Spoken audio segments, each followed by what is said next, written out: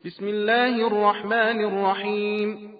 ربنا إنك تعلم ما نخفي وما نعلن وما يخفى على الله من شيء في الأرض ولا في السماء. الحمد لله الذي وهب لي على الكبر إسماعيل وإسحاق إن ربي لسميع الدعاء. رب اجعلني مقيم الصلاة ومن ذريتي ربنا وتقبل دعاء. ربنا اغفر لي ولوالدي وللمؤمنين يوم يقوم الحساب. ولا تحسبن الله غافلا عما يعمل الظالمون إنما يؤخرهم ليوم تشخص فيه الأبصار مهطعين مقنعي رؤوسهم لا يرتد إليهم طرفهم وأفئدتهم هواء. وأنذر الناس يوم يأتيهم العذاب فيقول الذين ظلموا ربنا أخرنا إلى أجل قريب نجب دعوتك ونتبع الرسل أولم تكونوا أقسمتم من قبل ما لكم من زوال. وسكنتم في مساكن الذين ظلموا أنفسهم وتبين لكم كيف فعلنا بهم وضربنا لكم الأمثال. وقد مكروا مكرهم وعند الله مكرهم وإن كان مكرهم لتزول منه الجبال. فلا تحسبن الله مخلف وعده رسله إن الله عزيز ذو انتقام.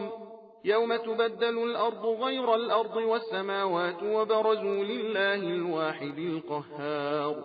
وترى المجرمين يومئذ مقرنين في الأصفاد سرابيلهم من قطران وتغشى وجوههم النار ليجزي الله كل نفس ما كسبت إن الله سريع الحساب.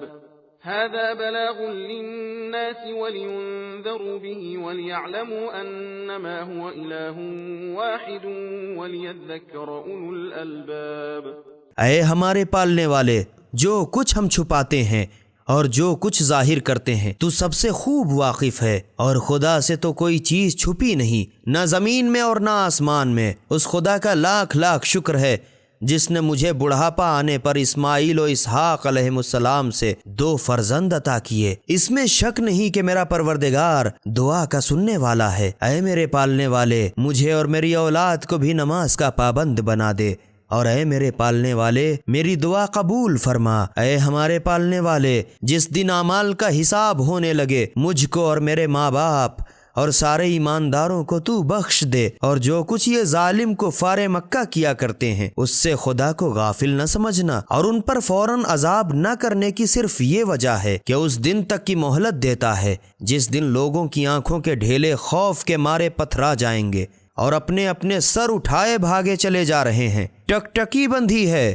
ان کی طرف ان کی نظر نہیں لوٹتی، جدھر دیکھ رہے ہیں اور ان کے دل ہوا ہو رہے ہیں۔ اور اے رسول صلی اللہ علیہ وآلہ وسلم، لوگوں کو اس دن سے ڈراؤ جس دن ان پر عذاب نازل ہوگا تو جن لوگوں نے نافرمانی کی تھی گڑ گڑا کر عرض کریں گے کہ اے ہمارے پالنے والے، ہم کو تھوڑی سی مہلت اور دے دے، اب کی بار ہم تیرے بلانے پر ضرور اٹھ کھڑے ہوں گے اور سب رسولوں کی پیروی کریں گے۔ تو ان کو جواب ملے گا، کیا تم وہ لوگ نہیں ہو جو اس کے پہلے اس پر قسمیں کھایا کرتے تھے کہ تم کو کسی طرح کا زوال نہیں؟ اور کیا تم وہ لوگ نہیں کہ جن لوگوں نے ہماری نافرمانی کر کے آپ اپنے اوپر ظلم کیا انہی کے گھروں میں تم بھی رہے، حالانکہ تم پر یہ بھی ظاہر ہو چکا تھا کہ ہم نے ان کے ساتھ کیسا برتاؤ کیا، اور ہم نے تمہارے سمجھانے کے واسطے مثالیں بھی بیان کر دی تھیں، اور وہ لوگ اپنی چالیں چلتے رہے اور کبھی باز نہ آئے، حالانکہ ان کی سب حالتیں خدا کی نظر میں تھیں، اور اگرچہ ان کی مکاریاں اس غضب کی تھیں کہ ان سے پہاڑ اپنی جگہ سے ہٹ جائیں، مگر سب ہیچ تھیں۔ تو تم یہ خیال بھی نہ کرنا کہ خدا اپنے رسولوں سے خلاف وعدہ کرے گا، اس میں شک نہیں کہ خدا سب سے زبردست بدلہ لینے والا ہے، مگر کب؟ جس دن یہ زمین بدل کر دوسری زمین کر دی جائے گی، اور اسی طرح آسمان بھی بدل دیے جائیں گے،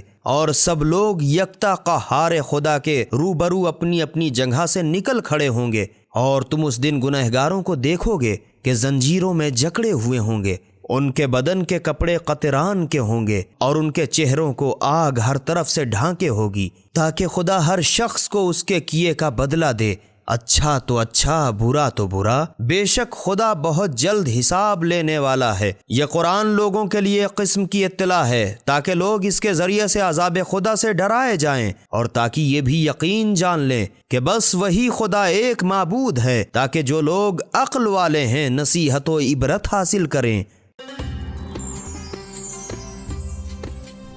سبیل قرآن، ہدایت کا راستہ۔